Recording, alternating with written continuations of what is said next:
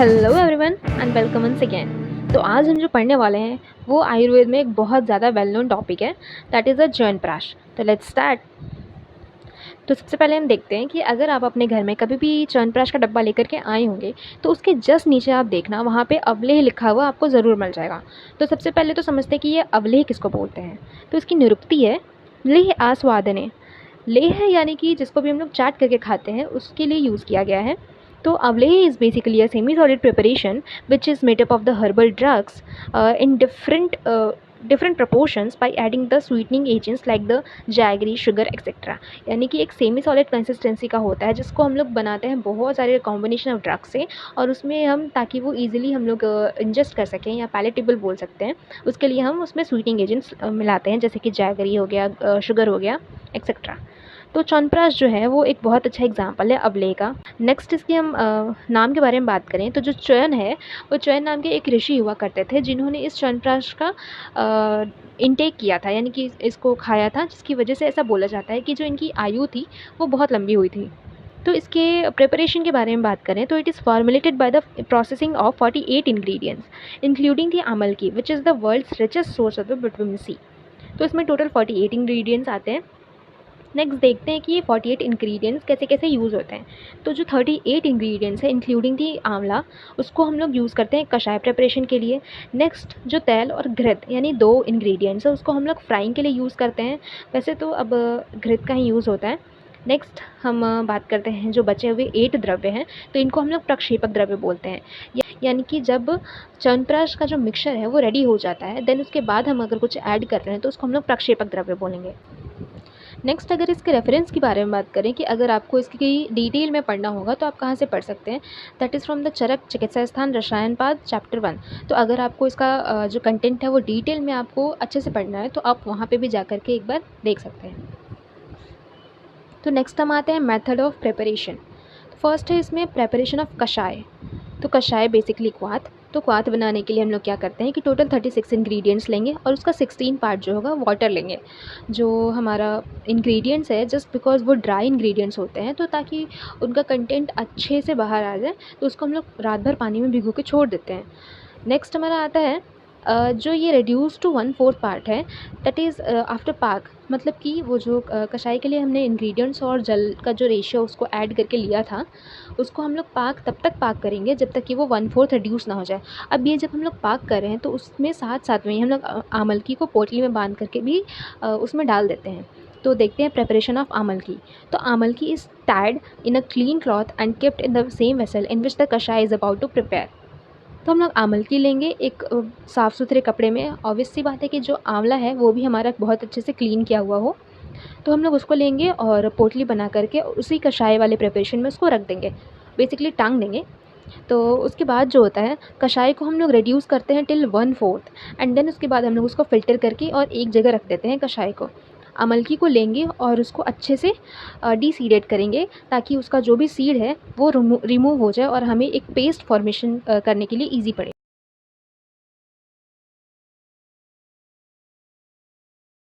Next है हमारा preparation of अवलेह।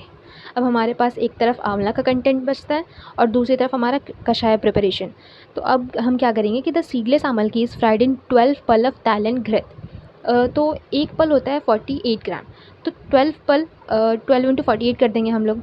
तो उसमें हम लोग क्या करेंगे, तेल और घृत लेंगे और जो हमने आमल की जो सीड जिसके हटा दिए थे उसको लेंगे और उसको तब तक फ्राई करेंगे।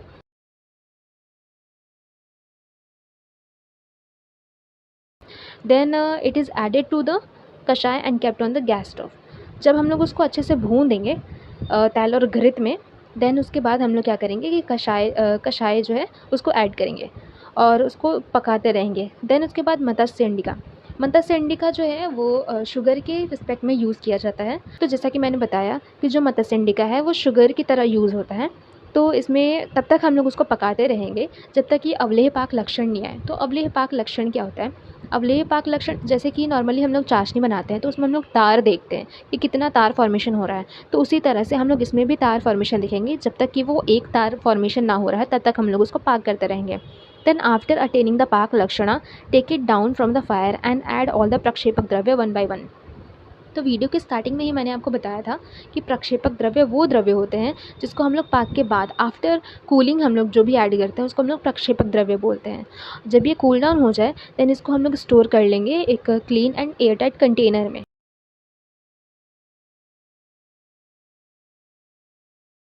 नेक्स्ट जब हम लोग इसका पाक कर रहे हैं तो हमें क्या क्या ऑब्जर्वेशंस देखने को मिल सकती हैं तो उसको देखते हैं। तो आमलकी on boiling in kashaya becomes soft and can be deseeded easily. तो जब हम आमलकी को उस कषाय वाले प्रिपरेशन में पोटली बांध करके रख रहे हैं देन पाक करने की वजह से वो बहुत ज़्यादा सॉफ्ट हो जाएगा और ईजिली डिसीडेट कर सकते हैं हम उसको। Kashaya took nearly 1 hour to reduce to 1/4। जब हम पाक कर रहे हैं तो 1/4 रिड्यूस होने तक में उसको ऑलमोस्ट 1 आवर का टाइम लगता है and it is dark brownish coloured. जब वो पाक हो जाएगा तो वो बहुत ज़्यादा डार्क ब्राउन कलर का हो जाएगा। While frying amalaki in the ghritan taila the quantity reduce drastically. During this frying process जो क्वांटिटी होती है वो बहुत ज़्यादा रिड्यूस हो जाती है। Then initially there were visible pieces but with time it becomes paste like. तो जैसे जैसे हम उसको पाक करते जाएंगे जैसे जैसे उसको हम लोग अग्नि पे पकाते जाएंगे वैसे वैसे हम देखेंगे कि जो आमलकी का बहुत सारे पीसेस हमें पहले दिखने को मिल रहे थे वो अब एक बिल्कुल पेस्ट की तरह दिखने लगे हैं। At last on complete frying it becomes golden brownish sand like. तो जब जैसे हम लोग उसको क्वाड डाल करके बाद में जब पका रहे थे तो उसके साथ साथ हमारा जो आमलकी है वो भी एक गोल्डन ब्राउनिश कलर का है, उसमें एक टिंज आ जाएगा। नेक्स्ट है हमारा फ्राइड आमलकी is added after attaining 1 thread consistency. तो मैंने जो आपको अवलेह पाक लक्षण बताया था दैट इज़ बेसिकली वो है कि हम लोग तब तक उसको फ्राई करते रहेंगे जब तक कि उसमें 1 थ्रेड कंसिस्टेंसी ना आ जाए। नेक्स्ट है हमारा on addition of the prakshepaka द्रव्य इट्स कंसिस्टेंसी गेट्स हार्डर। यानी कि जब पाक करने के बाद हम उसमें प्रक्षेपक द्रव्य डाल रहे हैं देन उस प्रक्षेपक द्रव्य डाल करके उसको हम लोग अच्छे से मिक्स करेंगे और मिक्स करने पे हमें ये ऑब्जर्व करने को मिलेगा कि जो हमारा कंसिस्टेंसी था वो थोड़ा सा हार्ड हो गया है। नेक्स्ट है हमारा honey is added only when the whole mixer is cooled. तो हनी का एक बेसिकली टेम्परेचर होता है जिसके बाद वो डी नेचर हो जाता है। तो उसका हमें ध्यान रखना है कि हमें इसको गरम गरम नहीं डालना है, जब ये ठंडा हो जाए देन ही हम लोग डालेंगे। The finished product obtained is semi solid consistency with blackish colour. तो च्यवनप्राश तो नॉर्मली सबने देखा ही होगा कि वो कैसे कलर का होता है, तो उस टाइप का कंसिस्टेंसी और उस टाइप का कलर आ जाएगा। Minute pieces of amalaki is perceived while tasting. Next है हमारा प्रिकॉशन जिसमें हम बात करेंगे कि कौन कौन सी चीज़ों का हमें ध्यान रखना चाहिए। तो fried amalaki should be added only after attaining the 1 thread consistency, यानी कि हम अवलेह पाक लक्षण का ध्यान रखेंगे। Continuous stirring should be done while adding the prakshepaka dravyas and the Madhu.